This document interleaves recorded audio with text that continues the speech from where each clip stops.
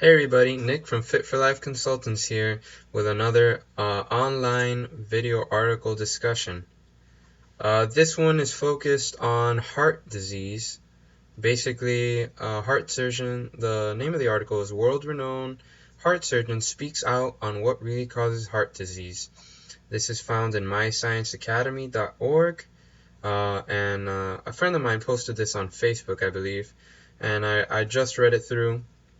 And I really like what they're saying, and I truly believe that let's just get through it. I recommend you guys read it because basically what he's saying is that a lot of the things that they believed to be the cause of heart disease, as the title says, aren't really as big as a factor as some other things that they have discovered. This heart surgeon has had 25 years experience and performed over 5,000 open heart surgeries, and he just wanted to get the word out there. There's also a little video by Dr. Dwight Lundell on YouTube they put in there for like 3 minutes. It's good to hear. It doesn't say everything that's in the article, but I recommend you guys just check it out and hear it if at least you want to get something if you can't read it all. It's not that long. It took me 5 minutes. So basically, most of the medication that's prescribed is to lower cholesterol, and they do dietary changes that restrict fat intake when it comes to trying to prevent heart disease and high cholesterol problems. And as in the medical field, I believe, anything new, you really have to have your pants on to take it on, if there's something that's been in place for many years. And it's not only the medical field, there's a lot of things, people just aren't subject to hearing something different to what they learned for many years and or what they practice. But yeah, he basically said it's not working, and it's true. Obesity rates are, incredibly high. Diabetes epidemics, they say it's the consequences of this dwarf any historical plague in terms of mortality, human suffering, and dire economic consequences. Totally true. The obesity and diabetes epidemic are really slowly bleeding this country, this world, because more and more countries are getting into this obesity epidemic, not as bad as the United States sometimes, and some are worse, but it really has gotten to that point. And luckily we are seeing battles being won in the fight against it little by little, and hopefully things will turn around. It takes time. This didn't happen in a day.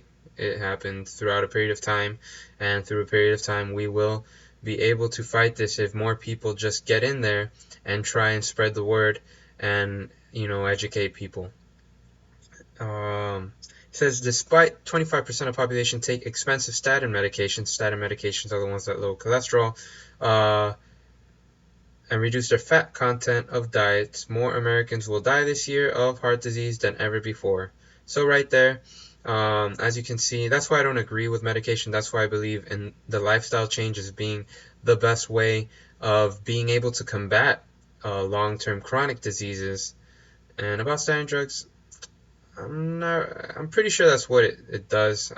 I learned it in school. I'm pretty sure it is. If it's not, just let me know. But it is to combat cholesterol and heart disease. Because they believe the cholesterol builds up in the plaques of the artery walls, causing blockages. But what the doctor says is the inflammation of artery walls is the real cause of heart disease, and more people are being aware of this. So some other statistics right there you'll read. American Heart Association, 75 million Americans currently suffer from heart disease. 20 million have diabetes, 57 are pre-diabetic, and it's affecting younger and younger people. What else? I just feel this video is going to go a little bit long, so I'm really just trying to go through it. But yeah, I really hope you guys read it. But basically what he's pointing out is, as he said, inflammation. The way he talks about inflammation is if you go and get a brush and you brush hard on your skin, and it causes that redness. So you're causing injury, you're breaking tissues.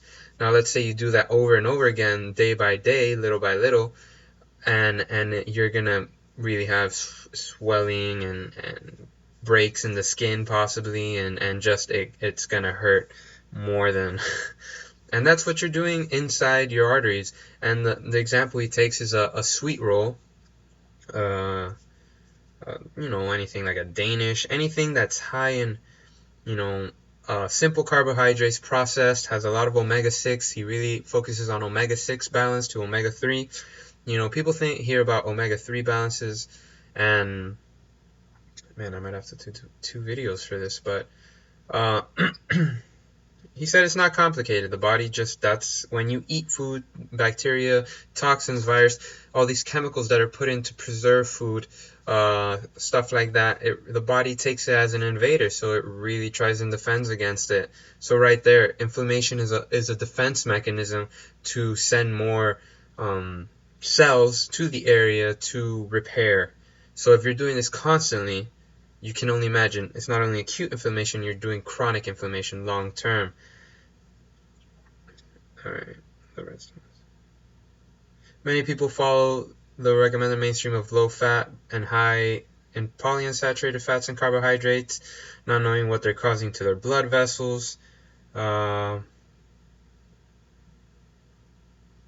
And yeah, what he says basically, the injury and inflammation in our blood vessels is caused by a low-fat diet recommended for years by mainstream medicine. So I think I'm going to cut this video into two parts, so let me just continue this in a second video, but basically break down what we've talked about so far. The fact that inflammation in the artery walls is the most damaging thing. It is not the high cholesterol. High cholesterol does play a part, I do agree, but the fact that just giving out medication to combat cholesterol is not helping in the long run for heart disease prevention. And also the way that diets have been recommended of regular dietary intake, of avoiding fats, when in reality, there's a lot of good types of fats that people consume, and maybe they've strayed away from it. But let me just go into what they talked about and maybe some recommendations on how exercise really does help. That he kind of just mentions that exercise does help. So let me continue that, and I'll see you in part 2.